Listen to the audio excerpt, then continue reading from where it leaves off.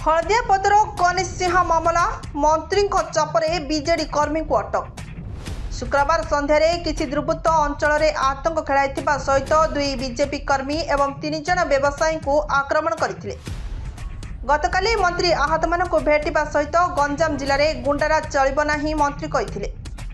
मंत्री गस्त तथा कई घंटा पर पुलिस पक्षर विभिन्न स्थान में चढ़ाऊ कर भुवनेश्वर जड़े वरिष्ठ बीजेडी नेता को धरिथिबा बेले कनिसी अंचल अन्य जड़े बीजेडी नेता नहीं थाना अटक रखिंट। अन्य पक्षर उक्त घटना से अंचल में जड़े दुर्दांत अभियुक्त को भी पुलिस अटक रखिथिबा कुआଯାଇଛି। तेबे तदंत व्याघात आशंकार पुलिस पक्षर अटक बीजेडी नेता और दुर्दांत युवकों को संपर्क में तुंड खोलु नथिबा जଣାपड़ी। अन्य पक्षर आज अपराह्न पूर्वतन विधायक तथा बीजेडी नेता विक्रम कुमार पंडा, जिला परिषद उपाध्यक्षा राजश्री दोरा, रंगेलुंडा ब्लॉक सभापति अजित दास, डेपुटी मेयर इंजीनियर विवेक रेड्डी, जिला परिषद सदस्य दीपक सामंत, जिला साधारण संपादक रामहरि पात्र, सरपंच सभापति धर्मा रेड्डी प्रमुख ब्रह्मपुर एसपी को भेटी उक्त घटनार सत्यासत्य जांच करी प्रकृत अभियुक्तों को विरोध में कार्यानुष्ठान ग्रहण करने बेले बीजेडी नेता तथा बंटी साहू घर उपर होइतिबा बोमा माड़ घटना अभियुक्तों को तुरंत गिरफ्त करने को दाबी करिसेंती। पुलिस गिरफ्त करथिला आ तार अपडेट कोन अछि एवं का वर्ष आमे आ दुई लोक को पचरा पचरी करूछु केते दूर सत तांकर केते दूर इन्वॉल्वमेंट से सब हम वेरिफिकेशन करूछु जे जते कि तांका विरोध रे एविडेंस किछि एबे आसुछि ताकू नै कि हमें आउ आगे को कार्यानुष्ठान करिवु जा अगेंस्ट जो बुल बारिबो से अनुजात ता ऊपर कार्यानुष्ठान निश्चित घटना रे केते जन संपुक्त कोन तदंत जना पड़िछ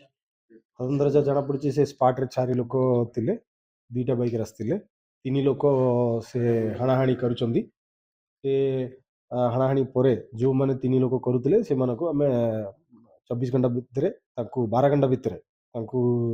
धरिदिलु पुलिस। तापरे जे बाइक रे जणे आस्तिला ता से वर्तमान सुधा से फरार अछि ताकू एबे भी हमें खोजिछु आ जो लोक पछरे तांकर किछि इन्वॉल्वमेंट हमकु एविडेंस जेतो आसिला से मानको हमें वर्तमान पचरा पचरी करूछु और भी हमें तदंत में कंटिन्यूअसली करूछु जो विशेष जते दूर हमको एविडेंस मिलिबो से अनुसार कार्यानुष्ठान करबो। बीजेपी रे डेलीगेट्स गुडा आस्तिले देखा करथिले कोन अभियोग कइला अनुरोध तांकर किछि अभियोग दैतिले तांकर गोटे फेयर जोटा बामवाणी रे हेछि से विषय भी से माने कहउतले हमें से विषय भी किछि सीसीटीवी तते पाइछु सेटा भी हमें तदंत करूछु से विषय भी जा इन्वॉल्वड अछि हम खूब शीघ्र ताको भी आइडेंटिफाई करिवु ता ऊपर भी कार्यानुष्ठान करिवु।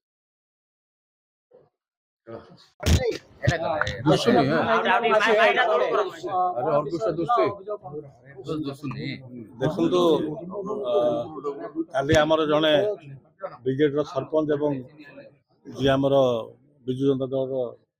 युव संपादक थे सहित जड़े आमर बीजेपी रु जिला परिषद सभ्य ठिया निर्वाचन समय से आम दल मिसते आमर युव नेता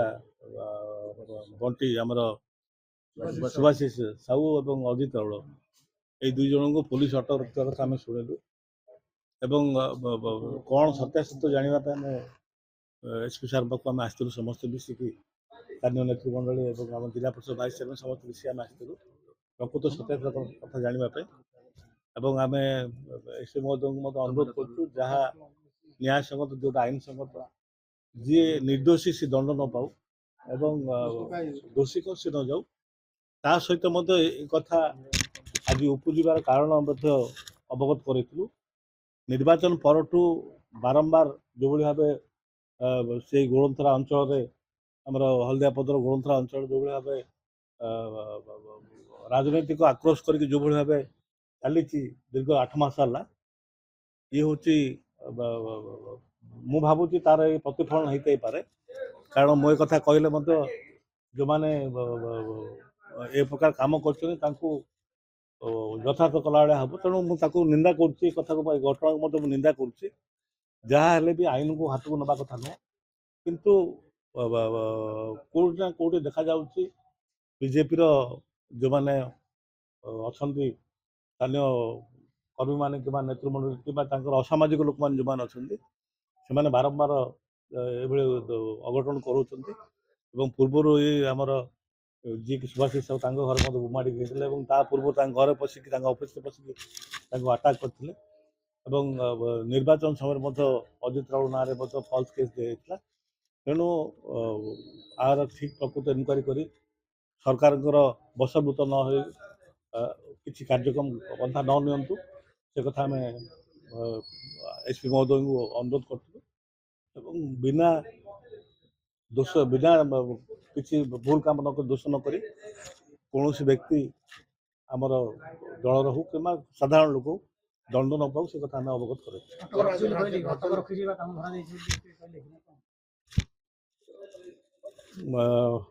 ସେ କଥା ତ ମୁଁ ଆପଣଙ୍କ ପାଖରେ ମୁଁ ଯାହା ଶୁଣିଛି ତାଙ୍କୁ ଅଟକ ରଖାଯାଇଛି ଏବଂ ଅଟକ ରଖିଛନ୍ତି ନାହିଁ ସେ ଅଫିସିଆଲି ସେ କଥା କହିଛନ୍ତି ନାହିଁ ମୁଁ ସେ କଥା ଜାଣିନି କିନ୍ତୁ ସେ ବିଷୟରେ ଆମର ଆଲୋଚନା ହେଇନି କିମ୍ବା ଆମେ ତାଙ୍କୁ ପଚାରିନୁ ଆପଣ ଆରେଷ୍ଟ କରିଛନ୍ତି ନାହିଁ ଆମେ ପଚାରିନୁ କିନ୍ତୁ ମୁଁ ଯାହା ଖବର ପାଇଛି ତାଙ୍କୁ ଗୁଣଥରା ଥାନାରେ ଅଟକ ରଖାଯାଇଛି। ମେ ବି ମୁଁ ଯାହା ଶୁଣିବା ପାଇଁ ପାଇଲି ଯେହେତୁ ତାଙ୍କ ଘରେ 2 ଦିନ ତଳେ ବୋମାଣ୍ଡିଂ ହେଇଥିଲା ତାଙ୍କୁ ଡାକିବାର ସେ କାରଣ ଯୋଗୁଁ ଯାଇଥିଲେ ଏବଂ ଅଜିତ ରାଉଳ ମଧ୍ୟ ଡାକିବା ଯୋଗୁଁ ସେ ଥାନାକୁ ଯାଇଥିଲେ କାରଣ ଏମାନେ ଭୁଲ କରିନାହାନ୍ତି ବୋଲି ଥାନାକୁ ଯାଇଥିଲେ। ତେଣୁ ପୋଲିସ ତାର ଇନକ୍ୱାରି କରୁଛି ଏବଂ ଯାହା ନିଷ୍ପତ୍ତି କରିବେ କିନ୍ତୁ ପୋଲିସ ପ୍ରଶାସନକୁ ମୋର ଅନୁରୋଧ ରହିବ ଆପଣମାନଙ୍କ ମାଧ୍ୟମରେ ଯେ ସରକାରଙ୍କର ବଶବର୍ତ୍ତୀ ହେଇ ଏବଂ କୌଣସି ପ୍ରକାର ନିର୍ଦ୍ଦୋଷୀକୁ ଦଣ୍ଡ ନ ଦିଆଯାଉ। ଦେଖନ୍ତୁ ମୁଁ ଯେଉଁ କହିଲି ଦଣ୍ଡ ନ ଦିଆଯାଉ ମାନେ ଦଣ୍ଡ ତ କୋର୍ଟ ଦେବେ କିନ୍ତୁ ବର୍ତ୍ତମାନ ଅବସ୍ଥା ଏମିତି ହେଇଛି ଆପଣଙ୍କର ଚାର୍ଜସିଟ୍ ମାଧ୍ୟମରେ ଏଫଆଇଆର୍ ମାଧ୍ୟମରେ ଆପଣ ଯଦି ତାକୁ ଲେଖି ଦେଉଛନ୍ତି ତାହେଲେ ତାଙ୍କୁ ବେଲ୍ ହେବାଟା ମଧ୍ୟ କଷ୍ଟ ହେଉଛି। ଜଣେ ସାଧାରଣ ଲୋକ ଜେଲକୁ ଗଲା ମାନେ ସେ ଦୋଷୀ ସାବ୍ୟସ୍ତ ହେଲା ଭଳିଆ ହେଇଯାଉଛି ବର୍ତ୍ତମାନ ଆମର ନ୍ୟାୟିକ ଅବସ୍ଥା ଯାହା ରହିଛି। ତେଣୁ ପ୍ରଥମତଃ ପ୍ରିଲିମିନାରୀ ଡ୍ୟୁଟି ରହୁଛି ପୋଲିସ ପ୍ରଶାସନ ଯାହା ଲେଖିକି ଦେବେ କିମ୍ବା ଯେଉଁ କହନ୍ତି ଚାର୍ଜସିଟ୍ ଦେବେ ତାକୁ ଆଧାର କରିକି ସେମାନେ ପ୍ରଥମେ ଭିତରକୁ ପଳେଇବେ ନା। ଭିତରକୁ ପଳେଇଲା ମାନେ ଆମ ଲୋକଲୋଚନ ଜନସାଧାରଣଙ୍କ ନଜରରେ ଗୋଟେ ସେ ଦୋଷୀ ବୋଲି ଆମେ ମାନି ନେଉଛେ। ତେଣୁ ସେଭଳି କିଛି ଘଟଣା ନ ଘଟୁ ସେ କଥା ଆମେ ଅନୁରୋଧ କରିଥିଲୁ କାରଣ ସମସ୍ତ ନେତୃମଣ୍ଡଳୀ ମଧ୍ୟ ଆଜି ଉତ୍କ୍ଷିପ୍ତ ହୋଇଥିଲେ ଆମକୁ ସେମାନେ ମଧ୍ୟ ଥାନା ଘେରାଉ କରିବା କିମ୍ବା ଏସ୍ପିଙ୍କୁ ମେମୋରାଣ୍ଡମ୍ ଦେବା ସେ କଥା ଚିନ୍ତା କରୁଥିଲେ କିନ୍ତୁ ଆମେ ନିଷ୍ପତ୍ତି ନେଇଥିଲୁ ଆମେ ପ୍ରଥମେ 3-4 ଜଣ ଯାଇ ସ୍ଥାନୀୟ ନେତୃମଣ୍ଡଳୀ ଯାଇ ଆମେ କଥାବାର୍ତ୍ତା ହେଇକି ଆସିବୁ। ତେଣୁ ଆମେ ଆଶା କରୁଛୁ ଏବଂ ପୋଲିସ ପ୍ରଶାସନଠୁ ସେମାନେ ଉଚିତ ନ୍ୟାୟ ଦେବେ ବୋଲି ଆମେ ଆଶା କରୁଛୁ। ଦେଖନ୍ତୁ କିଏ ଆକ୍ରମଣ କରିଛି ଆମେ ତ ସେ କଥା ଘଟଣା ଜାଣିନୁ ଆମେ ତ ସେ କଥା କହୁଛୁ ଯେଉଁମାନେ ଆକ୍ରମଣ କରିଛନ୍ତି ସେ ଘଟଣାକୁ ଆମେ ନିନ୍ଦା କରୁଛୁ ଏବଂ ସେମାନଙ୍କୁ ମଧ୍ୟ ଆଇନ ଅନୁସାରେ ତାଙ୍କୁ ଦଣ୍ଡ ଦିଆଯାଉ ଆମେ ସେ କଥା କହୁଛୁ କିନ୍ତୁ ପୂର୍ବରୁ ଯେଉଁମାନେ ସବୁ ଘଟଣା ମଧ୍ୟ କରୁଛନ୍ତି ସେମାନଙ୍କୁ ଗିରଫ କରାଯାଏନି। ଯେଉଁମାନେ ବଣ୍ଟି ଆମର ସୁଭାଷିଷ ସାହୁଙ୍କ ଘରେ ବୋମାଡ଼ିଂ ଅଛି ତାଙ୍କୁ ପିଆର ବଣ୍ଡରେ ଛାଡ଼ି ଦିଆଯାଇଛି। ସେତେବେଳେ ଅବଶ୍ୟ ଆମର ବର୍ତ୍ତମାନର ଏସ୍ପି ମଧ୍ୟ ନଥିଲେ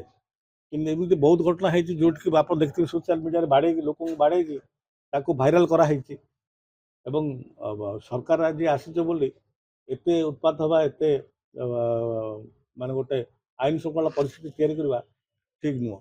ତେଣୁ ଆଇନ ଶୃଙ୍ଖଳା ପରିସ୍ଥିତି ଆଗକୁ ମଧ୍ୟ କିନ୍ତୁ ନ ଉପୁଜୁ ପୋଲିସ ତା କାମ ଠିକ୍ରେ କରୁ ଏ କଥା ଆମେ ଅନୁରୋଧ କରୁଛୁ। ନାଇଁ ଆଜ୍ଞା ଦେଖନ୍ତୁ କିଏ କାହାକୁ ମାରିବ ଏଇଟା ରାଜନୈତିକ ଆକ୍ରୋଶ କେମିତି ହେବ କିନ୍ତୁ ସୁଭାଷିଷ ସାହୁଙ୍କ ଘରେ ଯେଉଁଟା ପଶିଥିଲେ ସେଇଟା ରାଜନୈତିକ ଆକ୍ରୋଶ। ବର୍ତ୍ତମାନ ଯେଉଁମାନଙ୍କୁ ମାଡ଼ ଖାଇଛନ୍ତି ମୁଁ ସେମାନଙ୍କୁ କିଏ ବି ଜାଣିନି କିଏ ମାରିଛନ୍ତି ସେମାନଙ୍କୁ ମୁଁ ଜାଣିନି କିନ୍ତୁ ଏ ଘଟଣାକୁ ମୁଁ ନିନ୍ଦା କରୁଛି କୌଣସି ପ୍ରକାର ମଧ୍ୟ ଆଇନକୁ ହାତକୁ ନେବା କଥା ନୁହଁ। ମୁଁ ବାରମ୍ବାର